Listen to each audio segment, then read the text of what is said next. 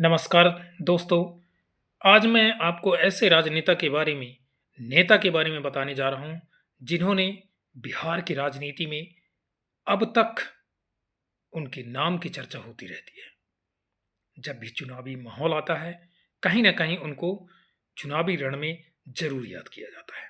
ऐसे महानायक जननायक हमारे कर्पूरी ठाकुर जी, जो बिहार की राजनीति में एक अलग छाप छोड़ी हो, गरीबों के मसीहा रहे हों, जिन्होंने गरीबों के बारे में कुछ अच्छा काम किया हो, जो बिहार के 2 बार मुख्यमंत्री एवं 1 बार उप मुख्यमंत्री रहे हों, एवं जिन्हें भारत रत्न से सम्मानित किया गया हो। ऐसे राजनेता के बारे में आज हम जरूर चर्चा करेंगे।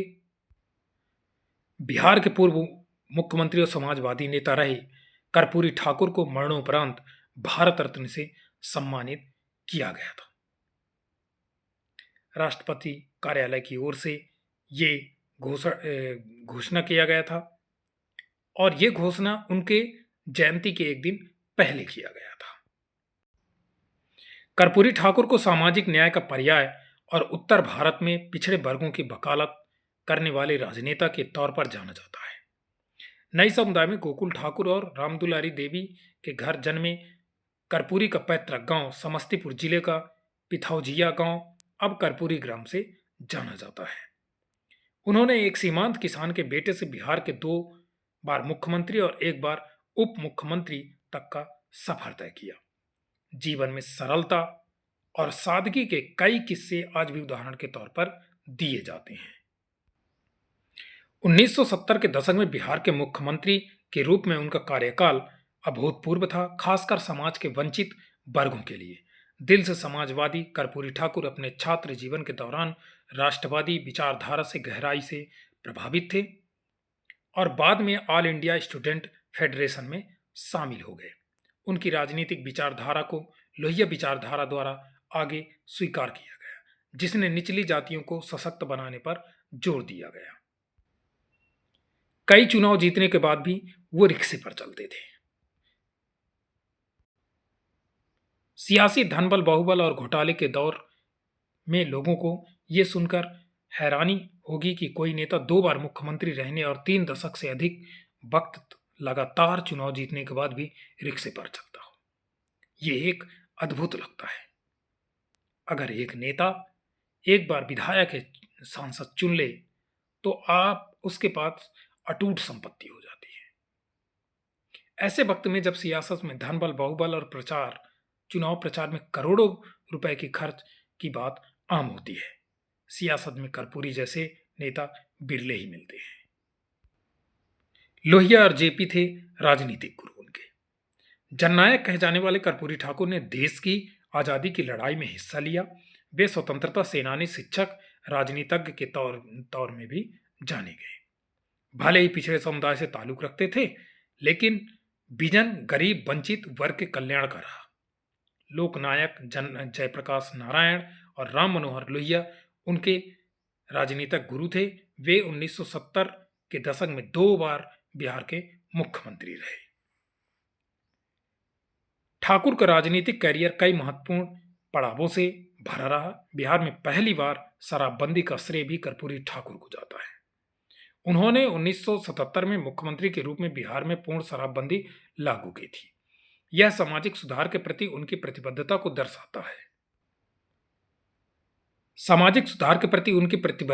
दर्शाता है। इसके अलावा उन्होंने विशेष रूप से बिहार के विकसित क्षेत्रों में कई स्कूल और कॉलेजों की स्थापना में महत्वपूर्ण भूमिका निभाई, जिससे यह सुनिश्चित हुआ कि शिक्षा उन लोगों के लिए सुलभ हो जो ऐतिहासिक रूप से हाशिए पर थे। वे कभी विधानसभा चुनाव भी नहीं हारे। कर्पूरी ठाकुर बिहार के पहले गैर कांग्रेसी मुख्यमंत्री थे। मुख्यमंत्री के रूप में दोनों कार्यकाल को मिलाकर कुल 2.5 साल बिहार का शासन उनके हाथ में रहा। लोगों के बीच इतने लोकप्रिय थे कि 1952 के पहले विधानसभा चुनाव जीतने के बाद भी बिहार विधानसभा का चुनाव कभी नहीं हारे। कर्पूरी ठाकुर का प्रभाव उनकी प्रशासनिक भूमिकाओं से परे तक फैला हुआ था। एक नेता के रूप में वे अन्य पिछड़ा वर्ग ओबीसी के उत्थान को लेकर बहुत चिंतित रहते थे। मैट्रिक स्तर पर अनिवार्य विषय के रूप में अंग्रेजी को हटाकर चर्चा में आए थे।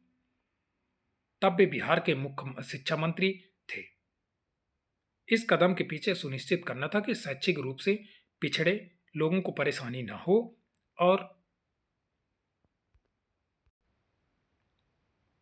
उच्च शिक्षा प्राप्त कर सके।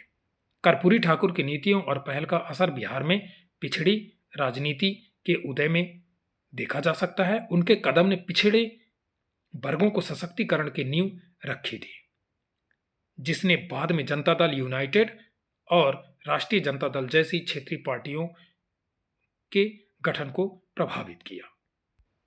एक किस्सा तो यह भी है कि फटा कोट पहनकर विदेश चले गए थे।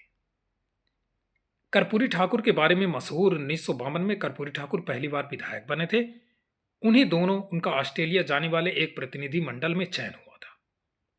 उनके पास कोट नहीं था, तो एक दोस्त से कोट मांगा गया, वह भी फटा हुआ था। खैर, कर्पूरी ठाकुर वही कोट पहनकर चले गए। वहां यूगोस्लाविया के शासक मार्शल टीटो ने देखा कि कर्पूरी जी का कोट फटा हुआ है, तो उन्हें नया कोट गिफ्ट किया गया। उनके सियासी सुचिता से जुड़ा एक और किस्सा उसी दौर का था। उन्हें मुख्यमंत्री रहते ही उनके गांव के कुछ दबंग सामंतों ने उनके पिता को अपमानित करने का काम किया। खबर फैली तो डीएम गांव में कार्रवाई करने पहुंच गए, लेकिन कर्पूरी ठाकुर ने कार्रवाई करने से रोक दिया।